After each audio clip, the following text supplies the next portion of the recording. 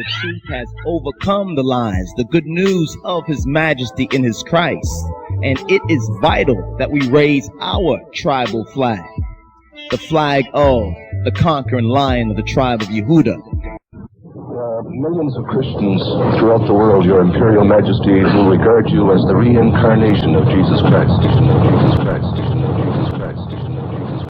Salam Duat, Enai Sterling. Greetings. I am Rasiadonis Tafari, Yadon. This is an important story about Ethiopians in Jerusalem, and we received this in a PDF, Ethiopians in Jerusalem, from an email, Ethiopians in Jerusalem at Hotmail. And we want you to take a look at this particular property right here, in Jerusalem, Deborah, Nebiat, Menged, Sadist on the prophetess Deborah Way or Street in Jerusalem 6, right? This article is the Ethiopian royal family decides to sell property in Jerusalem to foreign nationals, to foreign nationals. This is the so-called survivors of Emperor the flesh descendants of Emperor Haile Selassie and Empress Menen. Now, on September 21st, 2006, the article states that the Jerusalem District Court in Israel decided in favor of conferring a disputed property in Jerusalem to survivors of Emperor Haile Selassie and Empress Menen. As recalled, this property's ownership was in dispute between the royal family, the modern claimants, the flesh descendants of Haile Selassie, not speaking of the royal family of Rastafari, the spiritual descendants of Kedamawi Haile Selassie, Kedusa Batachin, our Godfather.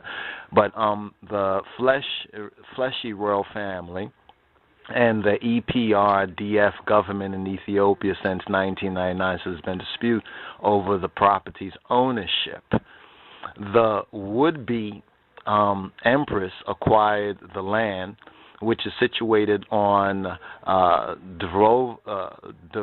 Devora Hanavia Street, number 4 and 6, in Jerusalem through the mediation of the Ethiopian Council in Jerusalem, at the time Otto Paulos, in early 1928, and was legally registered under the names of the late emperor and empress on January 25th, 1928. So this is property and acquisition that belongs to Kedamawi Haile Selassie, our Godfather, the Godfather of the Rastafari and the faithful Ethiopian Hebrews, that has been legally registered since January 25th, 1928.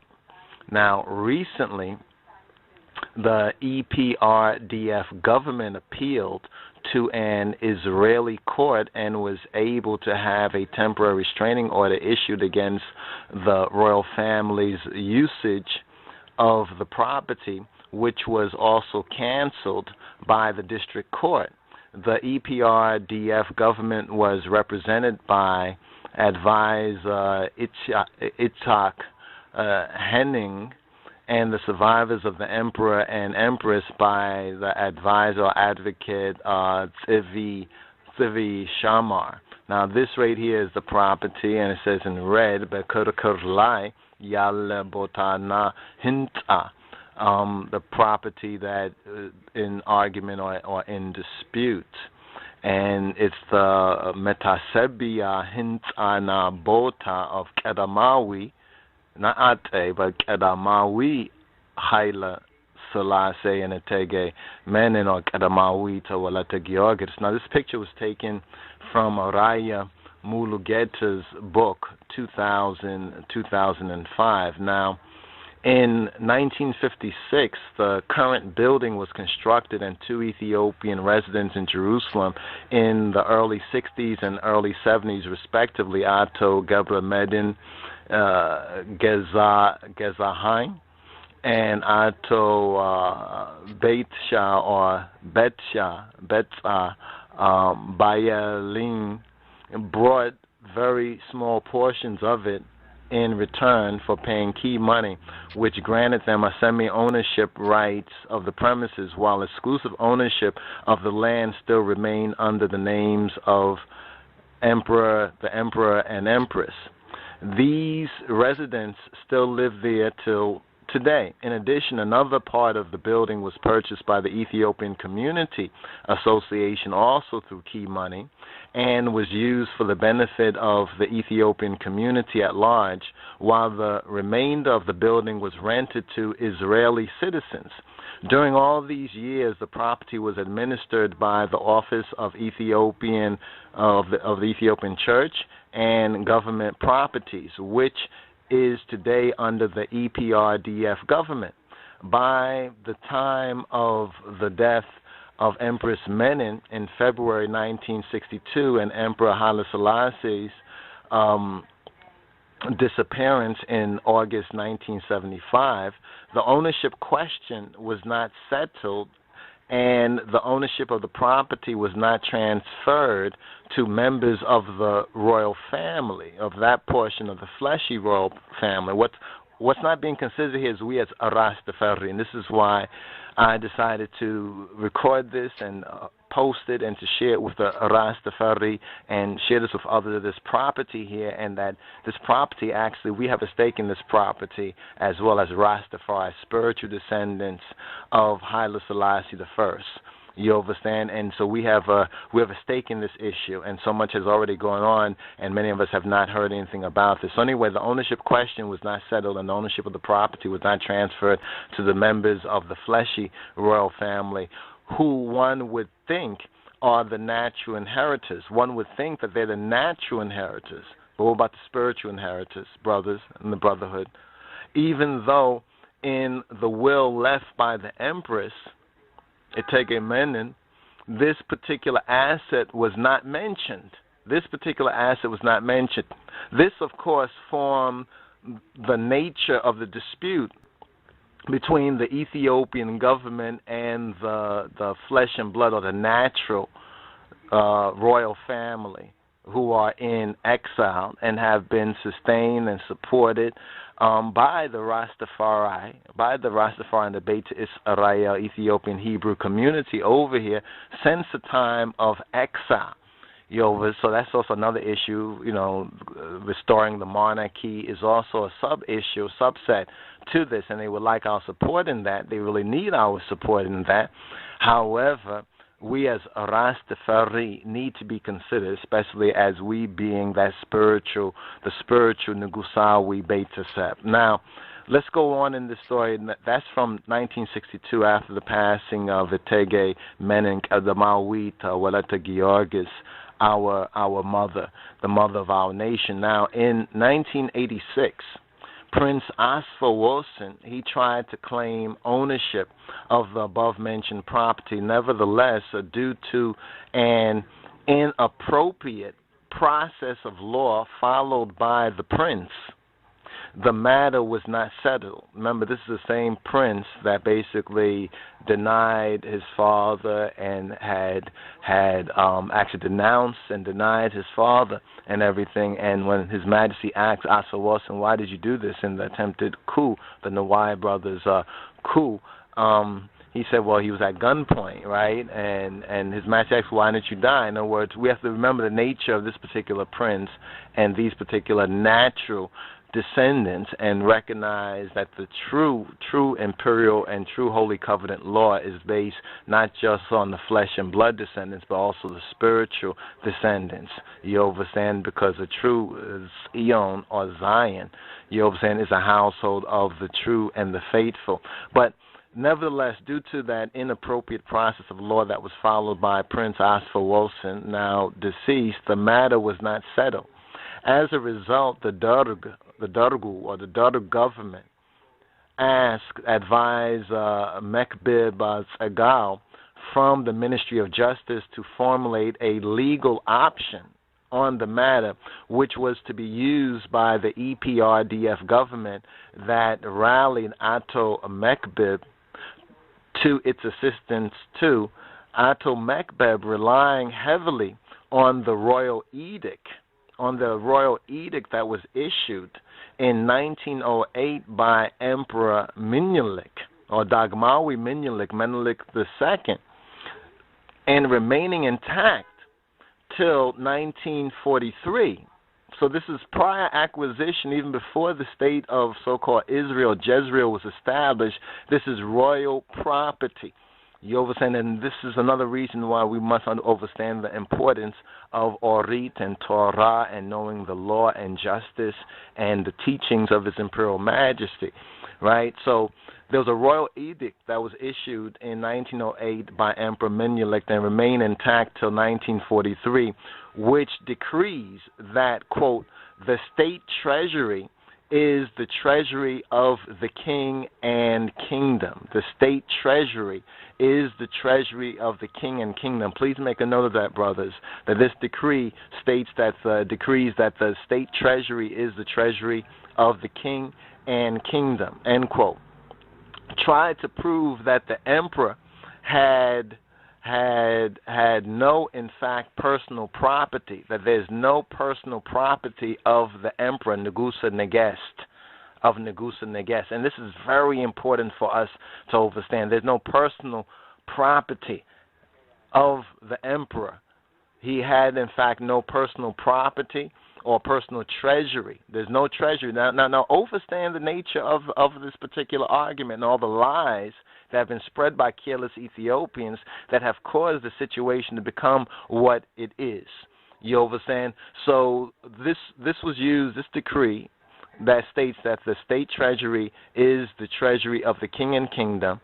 The advisor, Ato Mekbib, tried to prove that the emperor, Negusa Negest, had no, in fact, personal treasury or property, and that what the emperor owned belonged to the state, really belonged to the people or the Mengis, the kingdom, since it was purchased from the state's treasury. This was purchased from the state's treasury. Nevertheless, Mekbib ignored Article 2A.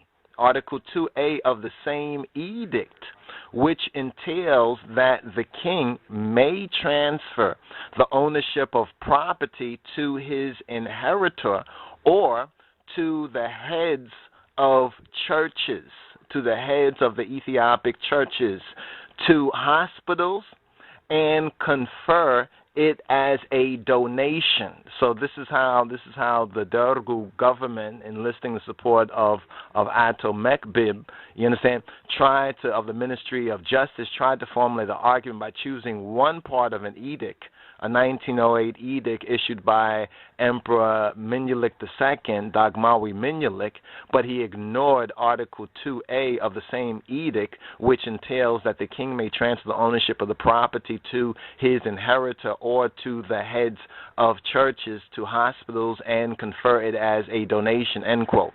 In addition, Mekbib, Ato Mekbib, a careless Ethiopian, he overlooked the 1955 Constitution, in which Article 19 stipulates that, quote, all the property under the name of the emperor, Negusa Negest Malet, or the royal family is a private property. So this is why we need to, Rastafari brothers, this is one reason why we need to take the Sabbath readings and teachings and studies and Amharic education and Bible studies and Bible education very, very serious, because that right there is the teaching, and these are where we need to be taught and need to be able to act, you understand, on behalf of truth and rights. Now, the EPRDF government also claimed that according to the nationalization law by the Dergu government, all property within the country belonged to the state. Royal property outside the state is included as well. And each citizen was allowed to own not more than one property. This is the nationalization law of the Dergu, which really is Higawi bis. It is illegal. Basically, all that needs to be overturned. This is almost like someone being sick, a foreign pestilence or a virus, You understand? It's invaded a body, and this is the daughter government, symbolizes this time of Ethiopia being very sick. You understand? You can say a type of a spiritual AIDS or HIV. You understand? Because of what the communism. And since we understand that communism is a part of this, a part of this whole, at least the communism that is practiced, is all a part of this plot. A very good video that we suggest gets dubbed into Amharic and needs to be circulated is Power of Nightmares by Adam Curtis. We need to dub a Amharic version of this, because when one sees that in the other videos of Adam Curtis, one can understand why the daughter government, and that was such a transgression, the great transgression, the rebellion against Negusa Negest, and what it has done, you understand, to law and order and to justice itself. So now the daughter government, it issued a nationalization law, you understand, after this illegal coup and transgression against God's elect, the elect of God, Siyuma Exziari. Now the current EPRDF government, now seeking to establish itself on that counterfeit law, you understand, that claims that all property in the country belong to the state. You understand, their illegal state and their rebellious state, that royal property outside the country is included as well, and each citizen was allowed to own not more than one property. Nevertheless, this argument was not found to be legally binding. And the Israeli court now, and behind the court law of the Israelis basically is Torah and Orit. So we as Rastafari, you understand, and the Shums and the Alekas and we as the judges, this is where it speaks about the Mekwanin Kagut Yuwat Alu, that princes shall come out of Egypt, or Mekonin, judges will come out of Egypt, Ethiopia, Joshua, and Ethiopia stretched forth her hands to God, is speaking of us. So now the Israeli court found that argument was not legally binding. And so the court and disputed the extraterritorial validity of the law. But not really the extraterritorial validity of the law. Make this as a note, brothers. It's not the extraterritorial validity of the law, but of the one who is claiming, the claimants to that particular law. And that was the EPRDF claiming some that the daughter government, you understand, the rebellious government, the careless Ethiopian government, when they went in default now of the Al-Qidan. They were in default of the Al-Qidan of the covenant. Now, following this decision, the district court ordered the EPRDF government to pay 50,000 NIS, which is equivalent to about 12,000 USD or United States dollars, to the survivors of the Empress as reparations. So now the Israeli court required, you understand, the present Ethiopian government to pay 50,000 NIS, equivalent to 12,000 US dollars, to survivors of the Empress as reparations. You understand? Now, even though one would be doubtful about the prospects of this whole case, since on the one hand stands a tyrant regime that has stained its hands with the blood of the innocent civilians, while on the other, remnants from the old regime, an elite who in the second half of the 20th century, now this is based on the authors here, lived a lascivious, they say, and a corrupt life in the face of extreme suffering and poverty of the vast majority of the common masses. See, that's all because the writers and authors of this article still have a lot of that infection of communism and the lies, you understand, that was told them. This is why a video like the Adam Curtis series, the BBC series, Power of a Nightmare, for example, is really required viewing. You understand, required viewing, because this author here is repeating the same lies, you understand, of the benevolent majesty's regime. You understand that even brought it to the point that there were students who even began to think for themselves, and also being convinced by foreign interest, rebelled against the father of modern Africa, Kedemawi Haile Selassie. But the picture will soon become clearer. Now, past emperors and empresses normally enjoy far-sighted vision, or really the Ra'i, the Al-Kidan, you know what I'm saying, according to the covenant for their country and the covenanted people, and had great interest in entering the books of history through accomplishing mighty deeds. Now, Jerusalem, or Jerusalem, bears witness to all this. In this spirit, from the times of Emperor Caleb to Emperor Kedemawi Haile Selassie, Negus Neges Ethiopia, we witness in Jerusalem and the Holy Land a rich historical legacy of churches, monasteries, and properties that were contributed by the royalty and dignitaries to the benefit of the Ethiopian church, or the Ethiopic church, and the covenant, the faithful people. Now, Empress Menin herself purchased a piece of land by the Jordanos Winds, or the Jordan River, in 1933, in which she had the church and the Holy Trinity of Kedus Selassie constructed.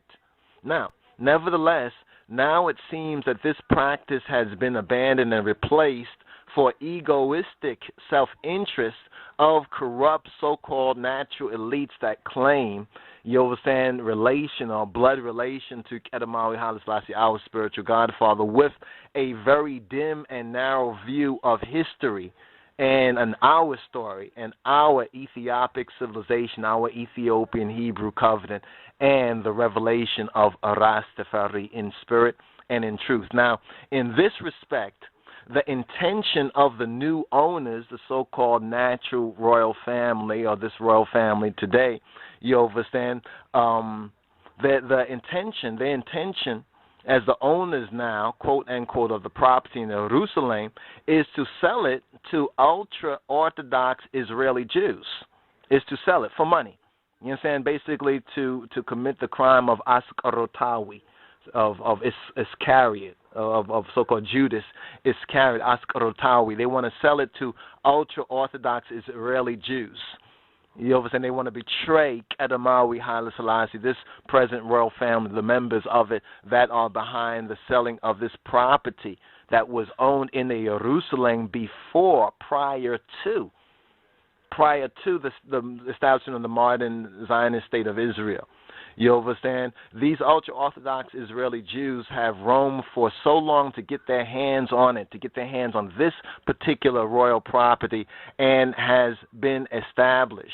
If so, the current inhabitants who have inhabited it, going all the way back to the very acquisition of this property in Jerusalem, will undoubtedly be evicted.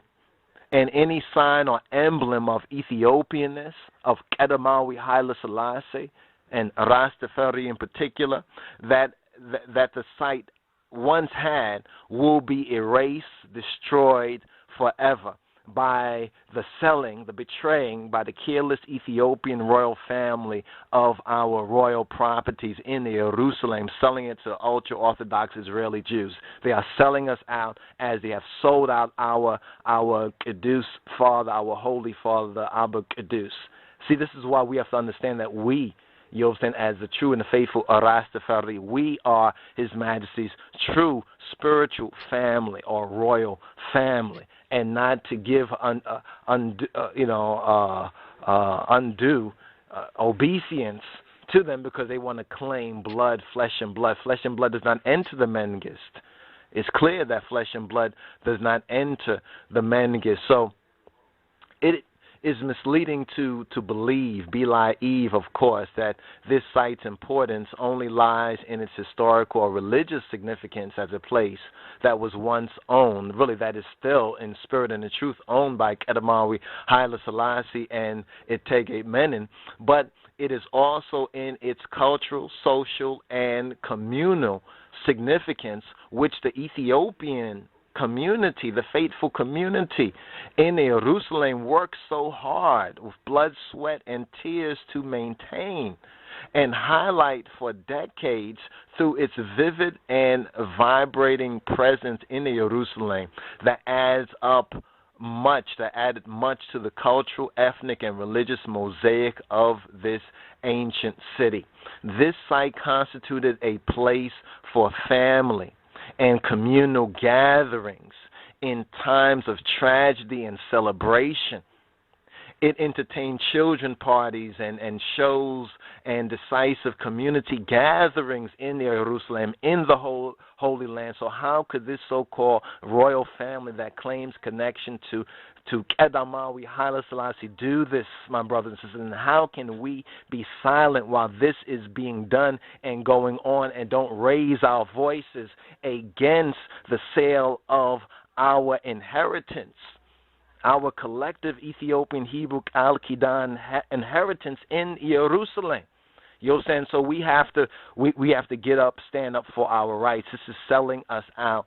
This is selling Rastafari out. You understand? And whatsoever a man sow, that shall he reap. And they're going to reap this if they go through with this, because through this site and many others, that the Ethiopian community relived a glorious past, you understand, present, and even our future, in which rulers gave up willingly and readily their worldly possessions in favor of a superior monastic and spiritual life, selling this holy site to Faringe, you understand, to Jews which say they are Jews but are not, but to Faringe, you understand, to foreigners, to the Goyim, can only amount to a treacherous act against the covenant people of Ethiopia, the Ethiopian Hebrew people, and the memory and the legacy for good of Kedamawi Haile Selassie and Etege Menen.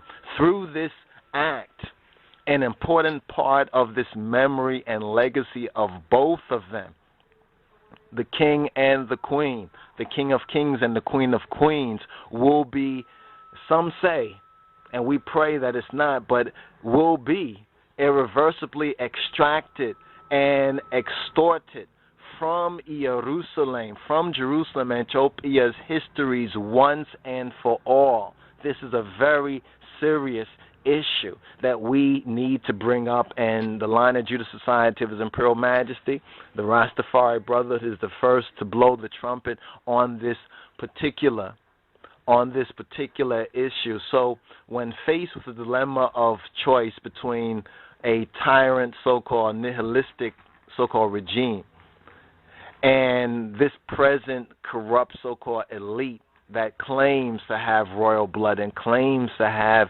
a connection with our Godfather, with Kedamawi Haile Selassie, and with Etege Menen, one ought to remember this and keep this in mind, that in both cases, it's the Ethiopian Hebrew, you understand, and the faithful Rastafari nation that is the one who loses. We lose by this. We need to, and they've been trying to keep this particular issue quiet. They've been trying to keep this particular issue secret, and we need to get on the bullhorn that the so-called Ethiopian royal family decides to sell properties in Jerusalem to so-called foreign Faringe, so-called Jewish nationals. They are selling out Kedamawi Haile Selassie. They are selling out our spiritual, our cultural, our historical legacy, and they need to come to justice.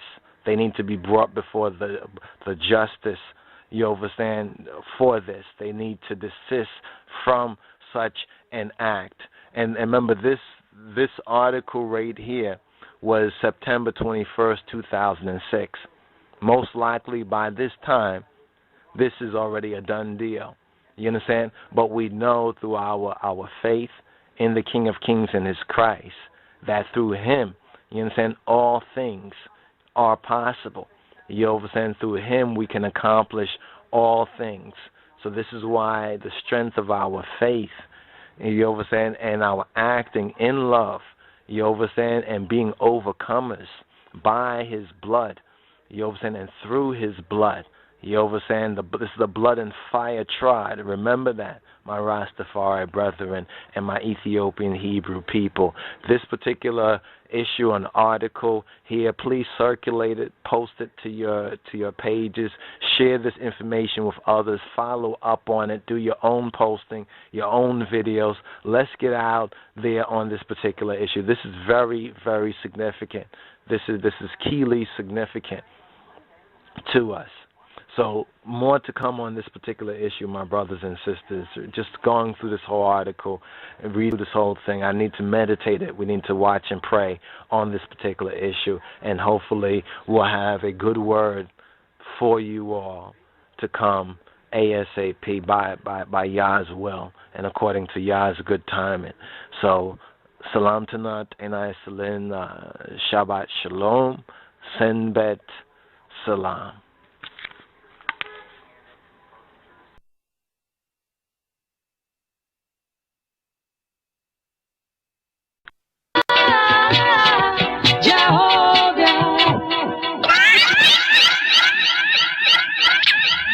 The truth has overcome the lies, the good news of His Majesty in His Christ, and it is vital that we raise our tribal flag, the flag of the conquering lion of the tribe of Yehuda.